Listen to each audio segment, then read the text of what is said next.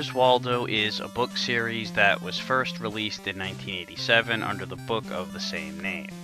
It's actually really called Where's Wally in its native United Kingdom, but was changed to Waldo for its North America release. I guess because Wally wasn't regional enough, and since there are so many people named fucking Waldo on this side of the pond, we just rolled with that.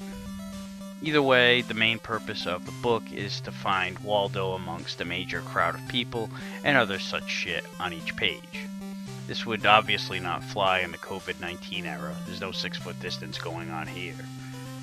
In 1991, a video game adaptation was released on the NES by THQ.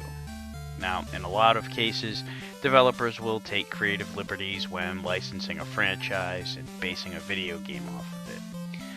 Like take Dr. Jekyll and Mr. Hyde, for example. Not a good game, but a good example of having to take creative liberties and make up your own shit around the premise. So you would think that you would do something like that with Where's Waldo? Like you probably have a side-scrolling platformer where you play as Waldo and travel the world or something. It's not like you can make a whole game out of just finding the hidden goofball in a crowd of people, right? Well, that's actually what they did. Yeah, the whole game, just about, is using this box, identified as a magnifying glass for game purposes, scrolling it around, and pressing A when you think you've got Waldo in your sights. If you guess wrong, then you lose time from your time limit.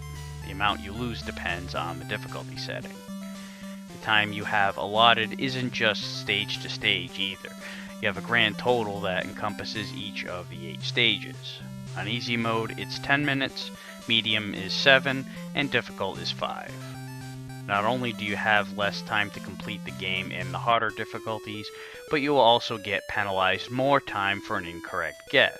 You'll lose 10 seconds on easy, 20 on medium, and 30 on difficult. That's a sixth of your total allotted time to beat the whole game ripped away from you from one incorrect guess.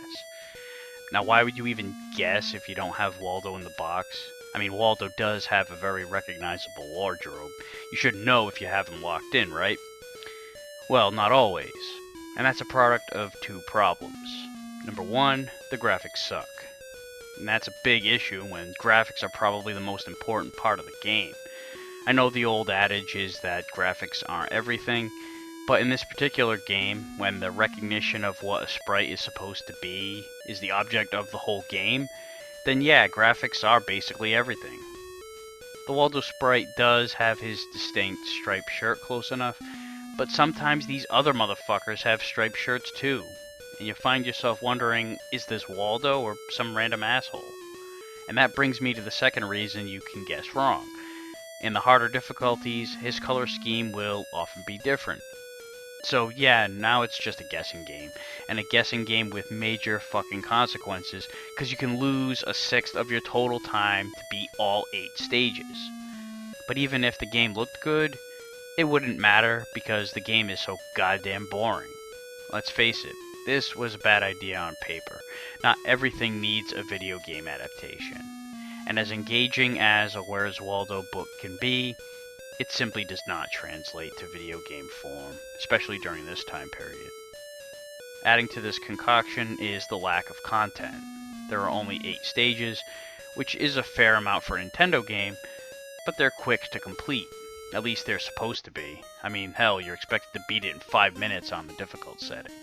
And oh yeah, in the harder setting, not only is there less time to finish, more time penalized for mistakes and misleading color schemes on Waldo, but the quote-unquote pages are also bigger, giving you more ground to cover. And the non-picture book stages, which I'll get to in a little bit, are also more difficult.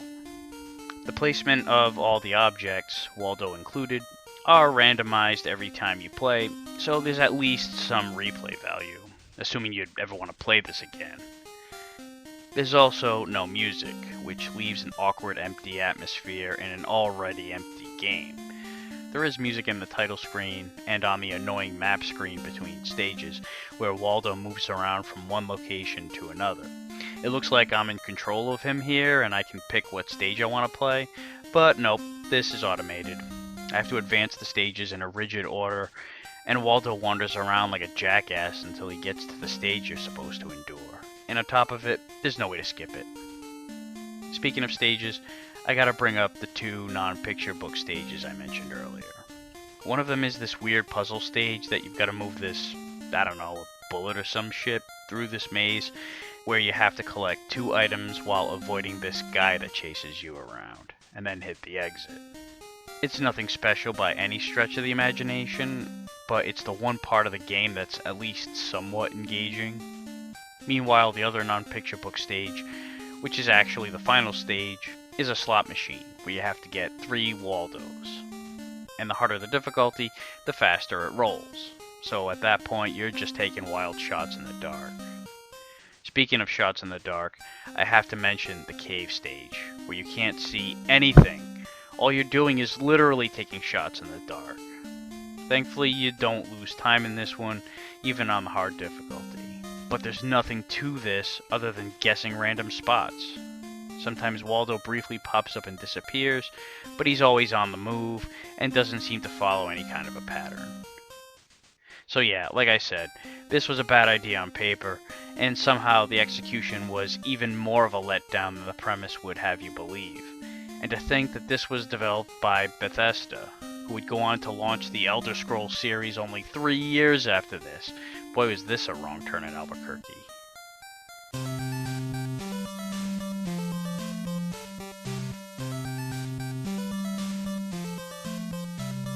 So the game's plot is that you're helping Waldo get to the launch base so he can fly off to the moon.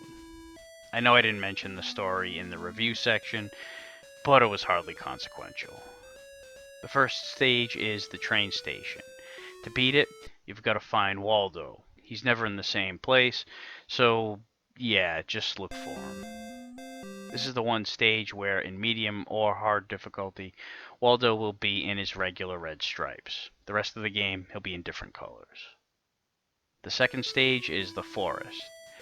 This time you've got to find Waldo. He's never in the same place here either, so yeah, just look for him. Next up is the cave. Like I mentioned earlier, you're just taking wild stabs in the dark.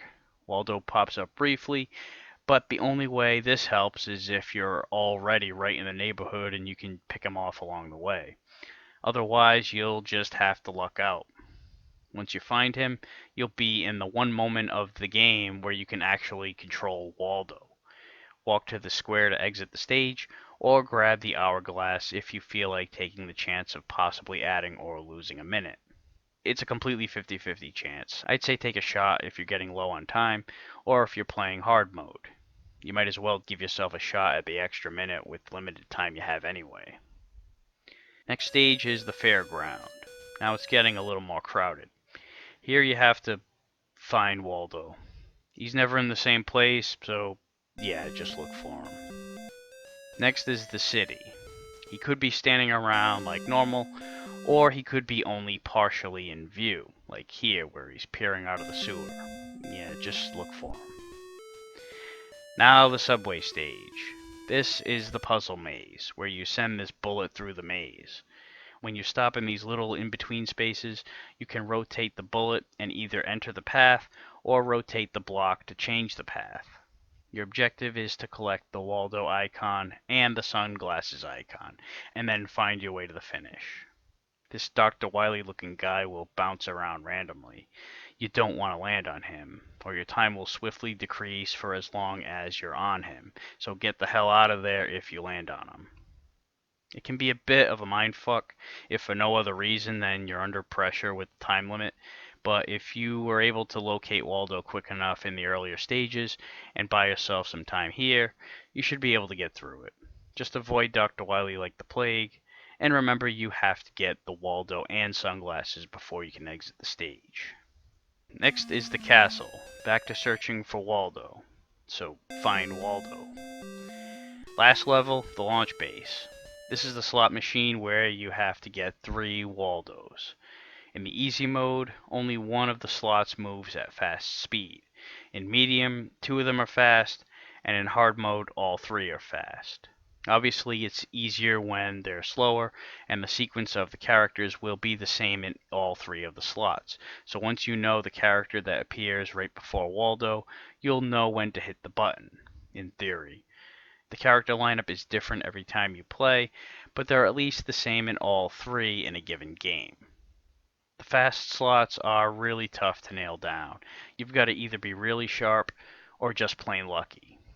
Again, the better you do in the earlier stages, the more time you'll have to guess correctly.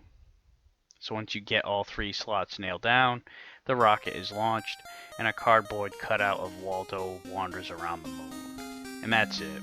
Thankfully, there's no sequel.